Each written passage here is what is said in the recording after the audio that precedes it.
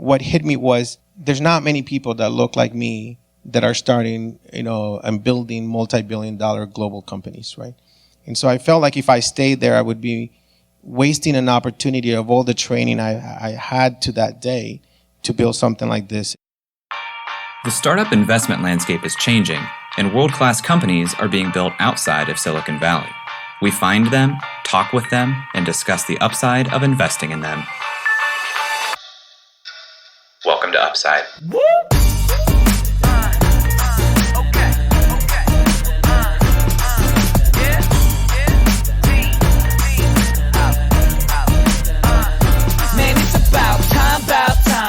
Hello, and welcome to the Upside Podcast, the first podcast fighting upside outside of Silicon Valley. I'm Jay Klaus, and I'm accompanied by my co-host, Mr. Raven Sinister himself, Eric Hornung. Did you say Raven Sinister? Raven Sinister. As in, like, I'm sinister about raving? No, Raven is in the bird, Eric. Are we talking about Edgar Allan Poe here? I don't know. What's going on, man? No, we're talking about Childish Gambino. We're talking about Post Malone. We're talking about the Wu-Tang Clan name generator, which has hereby dubbed you Eric Raven Sinister Hornung. What? Did you couldn't come up with a nickname, so you used the nickname generator? Hey, sometimes you got to go to the experts. Wow. I can't believe that you don't know anything about me, Jay. You had to use an automated solution online to come up with a nickname. Neither does the Wu-Tang Clan. Hey, listen, I'm just saying, if Childish Gambino got his nickname here, maybe this is the go-to source, because that's done pretty well for him. Is that actually where he got it from? Yes, it is. And you think the Wu-Tang Clan is where they got it from, too? I don't know how the Wu-Tang Clan got their name, but if you go to wutangclan.net/name-generator, you can find your own Wu-Tang Clan name generated. You can tweet that at us at UpsideFM. Mine is Bachelor Illusional. Ooh, Mal is going to love that one. And here's the thing, that was not what it was the first time I entered it, so I'm wondering what's going on. Our friends at Rap Chat have a generator like this, don't they? They should. If they don't, let's see what Seth Miller's name is. Short Ferret Indolent. It feels like that doesn't come off as a very good rap name. Unless you went by SFI. Well, today we are talking with Martin Musty, which is the name generated for Elias Torres, the founder and CTO of Drift. Drift is the world's leading conversational marketing and sales platform that helps businesses connect now with the customers who are ready to buy now. After just 3 years in the market, the company has become one of the fastest growing SaaS companies of all time and was named to the Forbes Cloud 100, LinkedIn Top 50 Startups, Entrepreneurs Top Company Cultures, and more. Eric, I caught up with Elias at the Embarc Collective grand opening ceremony in Tampa, Florida on February 4th, over a year after talking to Ali Felix on our fourth coffee chat in October of 2018. Man, all kinds of names being dropped there, Jay. Whew, lots of names. Ali Felix has been a longtime supporter of the show since that interview, and we talked about Embarc Collective in that interview, but finally, their innovation space opened down in Tampa, Florida in February, and they were kind enough to fly. Would have flown us both out there, but you're unavailable, Eric, so I went out, checked out the space, met a lot of our Upside friends in 3 dimensions in person, and recorded this fireside chat, which was part of their programming with Elias Torres. Elias is a very legitimate guy, Eric. More legitimate than you? More legitimate than me? Much more legitimate than both of us put together. He was previously the VP of Engineering at HubSpot, which obviously went on to have huge success before going to Drift, which has also had huge success, founded in 2015, based in Boston with offices in Tampa, San Francisco, Seattle. They've raised $107 million in funding from Sequoia. Big names, big dollars. Just a lot of bigness in this interview. A lot of bigness and a lot of names. That's how we're going to summarize this interview. No outro on this one, guys. This is just a recording from that fireside chat. Hope you enjoy it. And without further ado, we'll talk to Elias. This episode of Upside is sponsored by Tresta. Tresta is a mobile app that lets you do business calling and texting from anywhere. With Tresta, you can set up your business phone number, download the app, and start calling and texting unlimited right away. Tresta is the best business phone app on the market, whether you're a founder or freelancer just starting your business, or you're already established.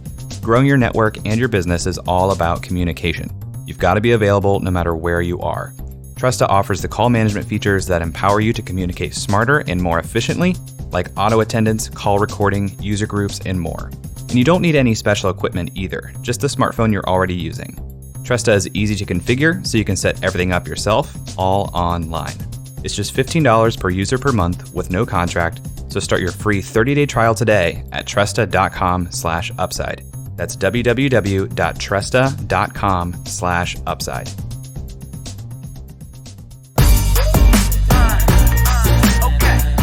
Thanks for being here, guys. This is a really, really exciting event. On our podcast, we talked to Ali back in October of 2018 about Embarc Collective. So this is an amazing full circle moment. And I'm also a Drift user, so I'm excited to talk with Elias here. So Elias, you are CTO of one of the fastest growing companies in the country. Previously, you were at HubSpot, another crazy success story.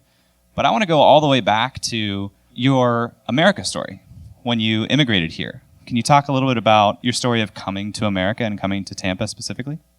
Yes, I arrived in 1993, December 3rd of 1993 to Tampa, Florida. I was 17 years old, and we had family here. When you're an immigrant, you have to go wherever you can get any kind of help, right? And so we had an aunt that had been living here. We had a few aunts. My mom had a few sisters in Miami, but we picked Tampa. My mother says, Miami's too crazy. Just had that foresight and said, let's go meet with your other aunt, Latia. And we came here, and it was it was exciting, right? I was coming. I grew up in a communist country in Nicaragua, and I was always pro-America, and this is the land of the opportunity, and I had big dreams. And so I was really excited to be here, right? Where we could have an equal opportunity to be successful.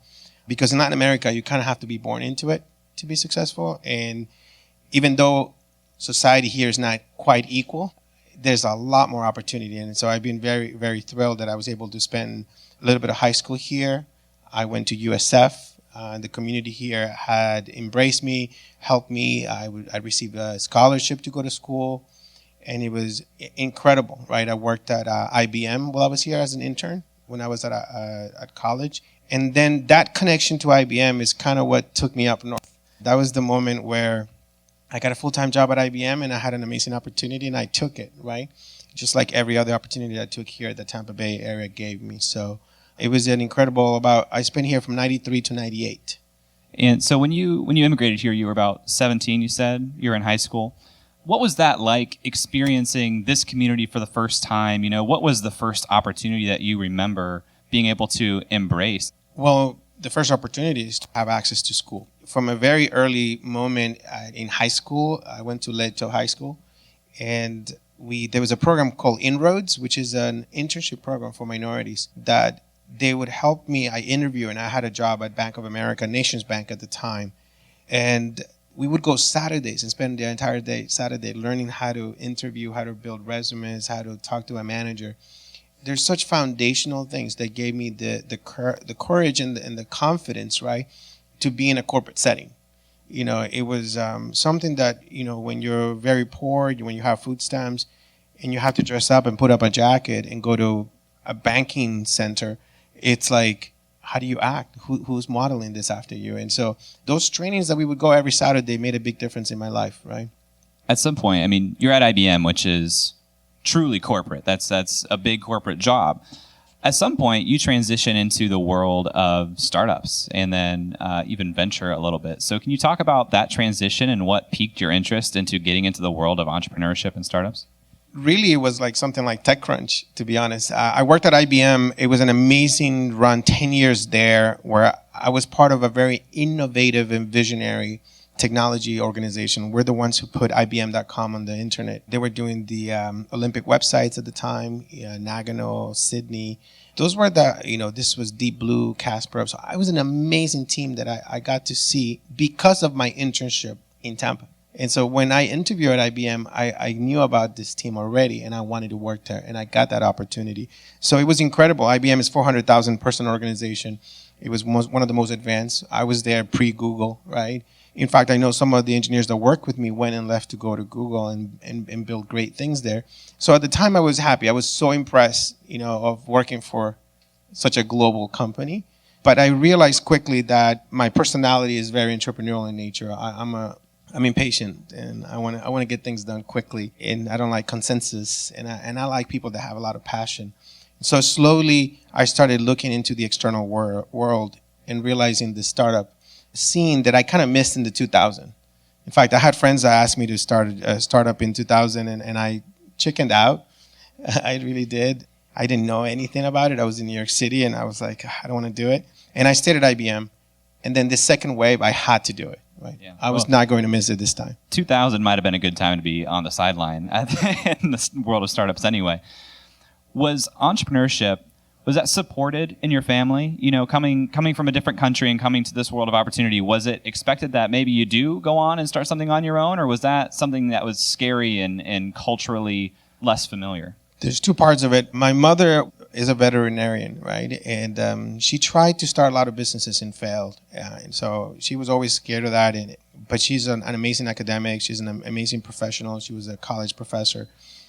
But did not have luck. The system in Nicaragua, it's communist. We barely had things to eat, right? So it was not conducive to start businesses. And she tried many times. My father lived in LA and had small businesses. I really don't know exactly where this entrepreneurial thing comes. I'm still learning this environment, this system. I think it's just a personality, right? Where you can tell me no 1,000 times and I'm not going to stop, right? I come from nothing. I have nothing to lose. So who cares, right? It's like, I don't have anything, so I'll go for it, right? I don't have alternatives. There's no plan B for me. There's no plan B for me with Drift, right? It's like, I only have plan A. You just got to keep going. And so that's really, I think, what fits. And then everything else I'm just learning along the way and make sure that I have the right mentors. David Cancel is my partner. We've been in business for 10 years, 4 companies together. And I've learned a ton from him, and plus other mentors that we associate ourselves with. I'd love to dig into that topic of mentorship, because if you're starting something for the first time, you know, maybe thinking back to when you were first starting your first company, all the way through to on your 3rd or 4th company now, mentorships play such a key role. So if I'm a first-time founder and I don't have the executive coaching that Embarc offers, how do I find mentors, and how do I best utilize those mentors? Well, I think everything is a numbers game, right? You really have to realize that for a lot of people that are very successful, once they're successful, just making money or just being successful at a company is not enough. Really, there's a time where now helping others is way more interesting and satisfying, right? And so I believe like people want to help. You just have to find the right person at the right time that has the availability to do it, right? And so sometimes you gotta be careful of like not try to get the CEO of Apple, right, to mentor you if you're just starting out. You got to find the right people that are just a few steps ahead of you and that are willing to help. But there's a lot of people that really desire to do that. I think it's part of our human nature, but it's tough sometimes, right? Because you're not gonna. It's like being an entrepreneur. You can't just sit and expect people to give you money. You're gonna have to knock on a lot of doors until you find the right people. So where we kind of left off in the story, you are jumping into the startup world out of IBM. You're in Boston, correct? Talk to me about your first startup venture and what that was like starting in Boston. Picture 2008. What happened in 2008? A Bitcoin. Yeah, true. So no, it was 2008, right before the crash. Right, I quit IBM after 10 years. I have 3 young children. They were aged like 3, 2, and 1. My wife is staying at home, and I said to her, like, I'm quitting IBM. I want to go join this startup, 10-person startup, about $1 million in funding, and everything seems to be great. And 2 weeks later, the market crashes, and we lay off half of the company. I work out of my house, out of a bedroom, out of our bedroom, and that's how my entrepreneurial journey began. Right, so it was a little tense. In the year before that, I had put all my investments in real estate. In my 401k, and so my 401k is basically gone, and I have like 2 months of savings in the bank. Why did you continue to stick through that and not go back to say, IBM, please, can I come back? No plan B. You got to just keep going. Burn the boats. Burn the ships. You can't go back. So what turned things around? Well, I stuck with my partner. I had an opportunity to sell the company, and I could go with that company and get a job at a larger company. But we talked, and we said, he's like, I'm going to start another company. You want to join? And I'm like, yeah, I have no job. Let's go. And so we took that opportunity and we built a company called Performable, where now I was the founder. And so I got to learn a lot there. And the 10 years that I spent at IBM, he spent building companies. So he had a lot more experience, and that was very useful. We started that company, and in about a year and 9 months, we reached about $1 million in recurring revenue. And it was just that, that was kind of really the beginning of that speed that him and I have together when it comes to execution. And that success, we started with the $3 million funding. We're about to raise a Series B. We had a term sheet for $7 million. And we sold to, and we were in conversations with HubSpot to sell the company for $25 million in 2011. And so that was like the first break where I was able to do that. It was funny because we knew Dharmesh, we knew Brian Halligan from the community in Boston. And I interviewed to work at HubSpot when there were about 45 people. And I said no to join David. And so I then came back about 3 years later into HubSpot. They made you an offer you couldn't refuse. Yeah, and then maybe a better offer than the one they had made initially. So that's how kind of things went full circle back into HubSpot, and then went into that incredible journey of taking that public. The HubSpot story, if you guys aren't familiar with it, incredible story, incredible growth you guys had, continue to be a wildly successful company. Let's fast forward now to Drift, your third company. When did you decide that, okay, it's time to leave HubSpot and start this company? And were you still in Boston at this time? I'm still in Boston. I think that it's really about role models and mentors, right? Brian Halligan is the mentor, Dharmesh. When I first met Dharmesh and he was starting HubSpot, before I interviewed with him, there was like a tech dinner that I was invited to. And he says, I'm starting this thing called inbound marketing and website grader. And I could just see, and I would see Dharmesh all the time on the news, like, I just raised another $17 million. I just raised another $25 million, something like that. And we're like, what does this thing even do? But the thing is that when we see people doing those things and they're just like right there next to you, and you're like, this guy's, it's not that good. It's just like, he's just like me. I can code just as well as he does. And so when you have that, when you're a young person, you're a young girl, and you see a gymnast on the Olympics, or you see somebody going downhill skiing or whatever, it inspires you to do the same, right? And so after being there for 3 years, we felt that it was, we took it public, and I just can't rest. I just don't like to just relax. And I felt that going public was going to change things, right, for me, and it might not have been good, right? And so we decided to just burn the ships again, and David and I agreed to start Drift, and we left 2 months before the IPO, left a lot on the table, but I'm not really calculating my career or my net worth in that way. I'm just simply looking for the journey where I can keep on learning. And so we just left, and it was just two of us starting from scratch again. And that feeling is crazy. It's nerve-wracking, because we left such a company that we had positioned to this growth that you see today to now 7 billion. And we're like, start from nothing at a rock climbing gym. And so, but I really, that's what I wanted, and the other thing is that what hit me was there's not many people that look like me that are starting, and building multi-billion-dollar global companies, right? And so I felt like if I stayed there, I would be wasting an opportunity of all the training I had to that day to build something like this. And like, if I go, there's so many Latinos are struggling, Latinas, right, are struggling to fundraise and to have opportunity, to have a network, to have built experience that, earns their trust to go at it again. And so if I stay there, I felt like I would be wasting that. And I have more of a social responsibility to go out there and prove it, that we can build something from scratch and not just rode along the successes of others. And so that's kind of that chip on the shoulder that I have, and I want to really be a role model, right? And so and let other people know that, hey, you can start a company as well, because I'm just a normal guy too. It's like if I can do it, you can do it, right?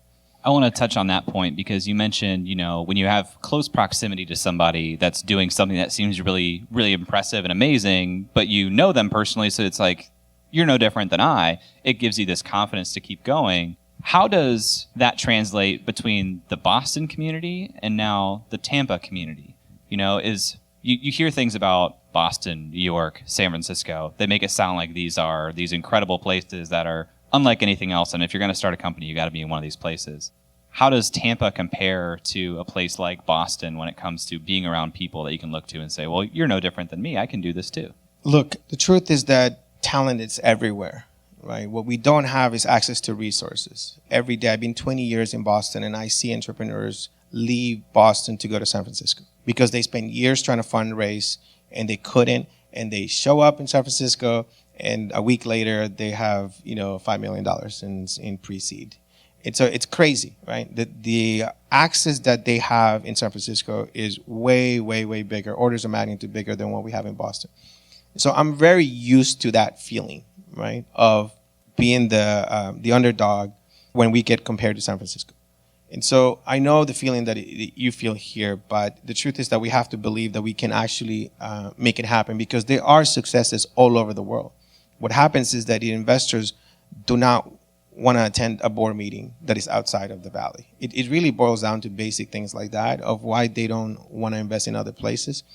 And there's two types of investors. The investor that is very analytical, that comes from private banking, from PE, and from up there, where they calculate everything just numerically. And they're the great investors that are thinking of the seed stages and taking risks on people. And so I think that we need to keep and finding and accessing those investors that make the big bets on people. And so people are everywhere. And Tampa is really exciting because it has so many variables going for it that I've seen in Boston. There's a mutual need for entrepreneurial and for America to succeed. We need more entrepreneurs, right? We need more investors, but we need people. And we can't expect everybody to go to San Francisco. We can't expect everybody to go to New York. And so we need to kind of work together. And that's why we brought Drift to Tampa, right? So we can invest and grow the community, grow the talent, but at the same time help us succeed and grow, right? In a capital efficient way. Totally. And you guys are still a business and you want to be successful. So as much as responsibility and draw, I'm sure you feel to come back home to Tampa, you must also be seeing something else that you're saying, this is just a good business decision. Is that talent? What is it about Tampa that made you guys say, this is where we're going to stake a claim to put another headquarters? In the tech world, the hardest thing is really finding the right people. Talent is really your number one expense, is your number one focus of growth and effectiveness of the way the company executes. Retaining them is extremely vital and very difficult. The more success you have, the more people want to come and everybody wants to come and hire from Drift because we attract the best talent. They learn the fastest. When you're in a hyper-growth company, people experience so many things in like a year that other people would take them, 5 years to experience. And so when you have a new company starting in Boston, they're like, oh, where should we get somebody? Let's go get someone from Drift, right? And so it's very difficult, right, for us. It makes my job a lot tougher. So we figured, why don't we go to other places? The advice that I've had from many of my mentors is to not be reliant on a single office location. So we have offices in Boston, San Francisco, Seattle, Tampa, and now we're looking to open one in London. But Tampa is very key, special for me, right, personal, because we can develop talent in a community that is up and coming, and we can invest. Many people that I meet in San Francisco all over the world, they say, why Tampa? And I'm like, because I can go help build it, and I'm going to have an advantage there. And so I want to come here and grow that talent and then be able to have and retain my people for much longer, right? So we can actually be successful and move faster. Can you talk to me a little bit more about when you have these different offices, do you make them all cross-functional and have all aspects of the business in all offices, or do you specialize those offices depending on location? Yeah, we like to specialize offices. We did this when we opened Ireland with HubSpot in Dublin, and then other subsequent offices, about 10 offices now worldwide, is that the more cross-functional you make an organization, a company, the more dependencies and the slower it is going to move. So you really want to create pockets of excellence in every place. And when it comes to product especially, we like to have completely self-contained product units, squads in a location so they can move as fast as possible, right? They can take advantage of the horizontal infrastructure that we built globally, but we want people to just, the least number of people that you involve in a decision, the faster you'll be able to make it. So that's really the approach. You talked about this social responsibility to being a role model and supporting other Latinx founders. We know that from Amy's talk there's just a sliver of venture capital that goes to most regions outside of 3 cities or so. And there's a smaller subset of that of capital that goes to LatinX founders. So what needs to be done to start to shift those tides? And what can people in this room do to help be an ally and move those tides faster? I wish I knew the answer, but one is what I see in the ecosystem is there's a lot of successful people from many companies that they make a huge exit. I was at like a CEO retreat with people that have had like $1 billion exits, and now I see them investing, and they're angel investors in people, but they tend to be investors in the people that look like them, that they know, right? So one of the things that we have to do is we have to have some success of our own first, and really and figure out which groups we can build bridges with, but we have to take care of our own community first. Like no one's going to have the love for Latinx as Latinx himself, right? And so we have to have success, and we have to invest in one another, and we need to find them. Manny Medina is from Ecuador. He's CEO of Outreach in Seattle. It's a $1 billion unicorn company. So we're building relationships together, him and I. Tejada, CEO of PagerDuty. So we're building that network of people, and so we can get together some of the capital. We are scouts to invest in firms and figure out how to bring those people and network them. For example, one thing that I do is that anybody that works for me at Drift, at HubSpot, any company before, I will be an angel investor to them. And that's my promise, right? You work for me, you're going to do that. And so one things I'm doing is focusing in hiring more Latinx people and more underrepresented minorities at Drift, so I can pay them forward and then launch them into entrepreneurship in the future. This is going to take many, many years. We have to do that. I'm involved with one of the firms in the Valley where they have 50 board seats available. And this person, a white male, has been charged, in his heart to help and bring some of that social justice. And so he's asking me for help him find the network of people that he can suggest to the companies to get on boards. So then those, it's just like we have to work this from so many angles, and really begins from, basic shelter and food and education from the early days to like high school, to then college, to then jobs, to then be included and supported to work in there, be successful, get capital, to then invest. I mean, it's a long journey, and it's something that I'm just really becoming aware now, and I'm trying to figure out where I need to focus my energy. Mentioned hiring. I would imagine, and I'd like to hear if this is true from your experience, I would imagine that the same inequality of venture capital happens at the hiring level. Is there anything that employers or startup companies could be doing differently to find diverse and differentiated talent to bring into their companies? It's very difficult because I tell you that it's very difficult even for me to hire underrepresented minorities in Boston. And that's why I wanted to come here when you have USF, which is like a #1 Latinx success story in the #1 success in the United States. It's really difficult. We are invisible really to the rest of the community in Boston. And people say I don't know where to find underrepresented minorities, right? They're not in the network. It's a very, Boston tends to be a very segregated city. I struggle with that because to get a candidate from finding who I am, that I'm interested in meeting them, that they're going to have an equal opportunity during an interview, and the entire process to be selected, the odds are against us. So it's very difficult. It's something that, because I'm a founder of the company, and David and I, we're both Latinx founders, is something that we push and we push and we push, and it takes a lot of work. We're doing a lot of unconscious bias training. We have a DEI, person dedicated to focus on those initiatives. But it's very difficult. I think that's something that I'm learning myself how to help and get more people through the funnel so they can be successful. I'm going to shift gears here for a couple questions, and I'd love to open it up to the audience if you guys have some questions. From Performable to HubSpot to Drift, you mentioned your Performable story. You and your co-founder, have a history of spinning things up quickly. What are some of the levers that you pull in starting a new technology company to get things up to speed so quickly? With the successes you've seen, it's obvious that is true. So if you were going to start a new company tomorrow, what would some of those levers that you pull look like? One of our principles at Drift is you have to be biased for action, deliver daily results. You have to, whatever you build, you have to put it in front of customers. You have to charge for stuff quickly. If people don't pay you, then you don't have something valuable. You cannot go sit in a garage and build something forever and then think it's going to be perfect. People hold on to their ideas too closely and they think it's a great idea and somebody's going to steal it. Ideas are a dime a dozen. It's execution that really matters.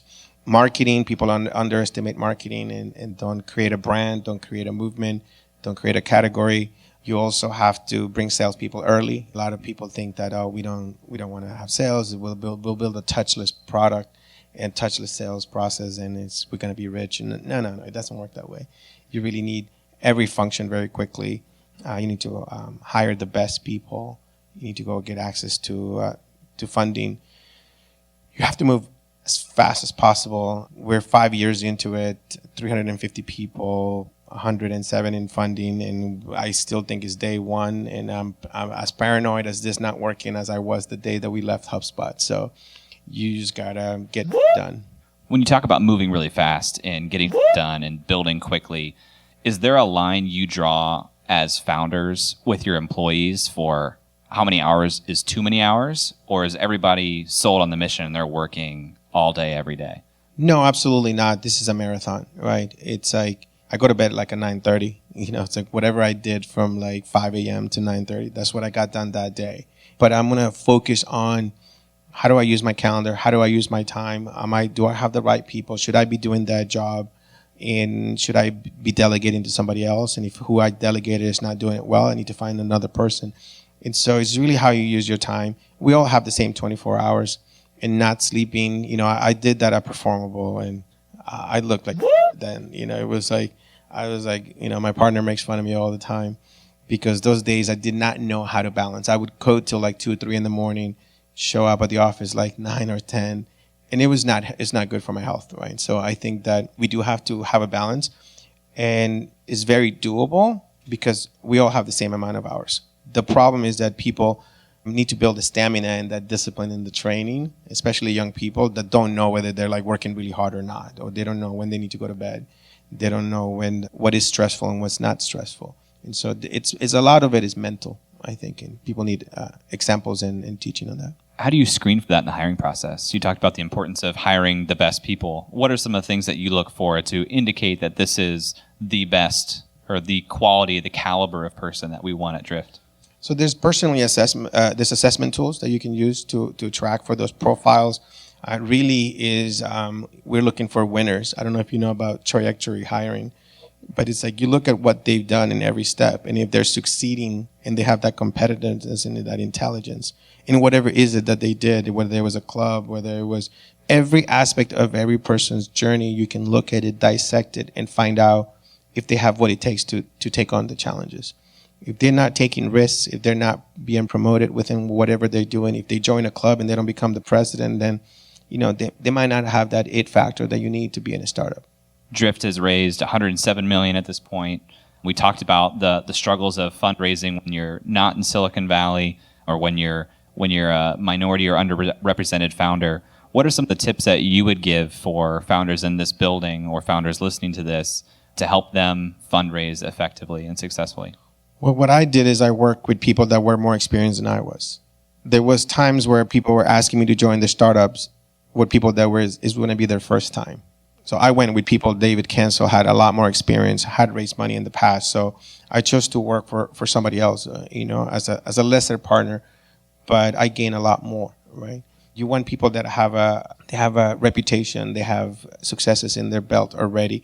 And so by us doing Performable, by us brought us into HubSpot, by us being at HubSpot, we met, Sequoia, CRV, GCR investors. They knew what we did for HubSpot. So it was much easier for them to write that check because they already had a personal relationship with us. So I think that you need to, if you can, work at companies that have the great investors, the hyper-growth companies, join those like Drift. And then you'll have the founders be investors in you. And then you have the board there would know you work there because you've seen a successful movie. And that's really important, back to role models. Like if you never worked at a successful startup, how do you know what a successful startup looks like?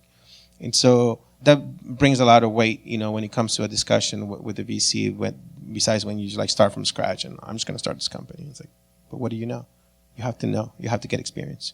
Is there anything that I didn't ask that I should have asked? I call this the soapbox question. More about Tampa, why it's going to be great? Yeah. Well, I mean, I'm sure you looked at other markets when you opened up the Tampa office. So what ultimately sold you on Tampa? Well, it all started, like almost 2.5 years ago. Marvin, I don't know if Marvin is here. Eric Yuan, CEO of Zoom. I was having lunch with him, and he's like, "How many are you?" It's like 350. It's like 200 something, 215. It's like, "And you don't have another office? You're only in Boston?" It's like, "Yeah." "Oh, that's not going to work. You got to find other people." I know the founders of Wayfair, founders of Bullhorn. And that's when it just started to hit me that I'm like, wow, I need to open another office for growth. And so I was really busy. We were not at the size that we're now. I was like, my hands were like in too many things at the time. But I started thinking like, where could we go? And everybody's like, just go to a tier 2, tier 3 city that has a great school. And then you can like go and take over the city. And I'm like, where can I go? It's like, I come here for since 1993, I've been here every Christmas, right? And I'm like, where can I go that has talent and community and story? And I was literally thinking about the Midwest or like Salt Lake City because they have great salespeople, like that Mormon, training and discipline. And then you have Nashville growing up. Austin is great. Boulder was too white for me. And so I was like, no, I can't do it. Everybody's just like triathlon every day. And they hike the flat irons and I'm like, I can't be here. And everybody drinks PBR. Anyway, sorry. But, I was like, where can I go that they like just like a Latinx community and they might know me and they might welcome me? And I'm that dumb. Like, it just took me a while to figure it out. I was like, wait a minute, let me go to Tampa. And so I started making some connections and they introduced me to Vinic. It was a crazy story for another time. I didn't even know who Jeff was. And like, I was on an email CC with him and he replies and they're like, come over. And I'm like, no, I'm busy. Sorry, sir. And then I find out who he was and I replied and I said, can we have coffee, please? And then he introduced me to Lakshmi and 2 years and plus ago. And then she's like, we're going to build something great here. And I'm like, is she really going to do something?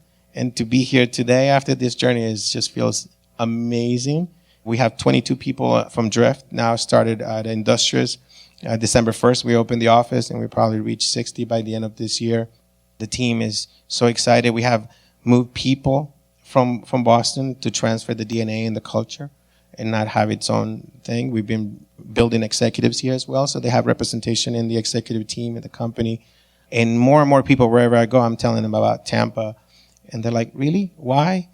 And then when I tell them what's happening, like, we're going to bring a lot more companies. And definitely, we're going to make this a successful place. But, it's going to take time, 5-10 years. And it's going to be a tier 2 successful, the future of tech in the United States. Well, if this event is any indication, it's going to be a really great 5 to 10 years. So please join me in giving a hand to Elias. That's all for this week. Thanks for listening.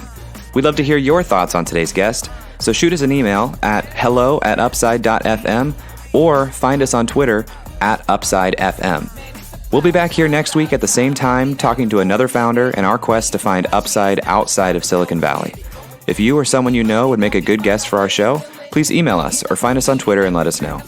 And if you love our show, please leave us a review on iTunes. That goes a long way in helping us spread the word and continue to help bring high-quality guests to the show. Eric and I decided there were a couple things we wanted to share with you at the end of the podcast, and so here we go. Eric Hornung and Jay Klaus are the founding parties of the Upside podcast.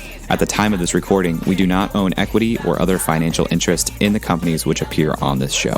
All opinions expressed by podcast participants are solely their own opinion and do not reflect the opinions of Duff & Phelps LLC and its affiliates, Unreal Collective LLC and its affiliates, or any entity which employ us. This podcast is for informational purposes only and should not be relied upon as a basis for investment decisions. We have not considered your specific financial situation nor provided any investment advice on this show. Thanks for listening, and we'll talk to you next week. Never mind, bro, that can't be matched. I'm lighting it on fire, used to run victory laps, and still I'm not even tired. It's all about the timing, yeah, that's what they say. Well, I'ma keep on rhyming.